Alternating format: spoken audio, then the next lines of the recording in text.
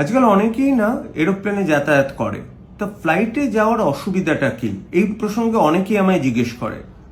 তা ফ্লাইটে যে ব্যারোমেট্রিক প্রেশারটা থাকে সেটা কিন্তু সি লেভেলে যে ব্যারোমেট্রিক প্রেশার থাকে সেটা নয়। ধরুন ফ্লাইট যখন যাচ্ছে 35,000 ফিট উপর দিয়ে, তার ব্যারোমেট্রিক প্রেশার কিন্তু ইনসাইড যে ব্যারোমেট্রিক প্রেশারাইজড এয়ারক্রাফটে সেটা কিন্তু 7,000 ফুট অল্টিটিউডের মতো থাকে, ম্যাক্সিমাম 8,000 ফুট, যেটা অ্যাকসেপ্টেবল।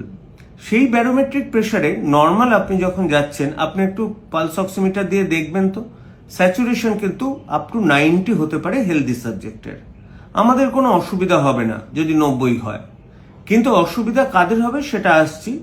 এই অল্টিটিউডের অসুবিধার সাথে আরেকটা হয়, যখন ফ্লাইট ওঠে, যখন একটু আমাদের শরীরের মধ্যে প্রেশার ক্রিয়েট করে, তখন বাবলগুলো ছোট হয়ে যায়, আমাদের শরীরে যে বাবল থাকে, আর যখন নামে সেই ছোটটা আবার বড় হয়ে যায়, যেটা মেনলি আমরা কিন্তু কানের মধ্যে পাই। অনেকেরই কানে কিন্তু প্রবলেম হয়। আরেকটা হয় যে যখন উপরে আমরা চলি আর কি এয়ারক্রাফটে, একটু ড্রাই হয়ে যায় আমাদের স্কিনগুলো। কারা এয়ারক্রাফটে ট্রাভেল করতে পারবেন না? যারা ডিকম্পেনসেটেড হার্ট ফেলিওর, স্যাচুরেশন সব সময় 85 থেকে 90-এর মধ্যে আছে, দয়া করে যাবেন না।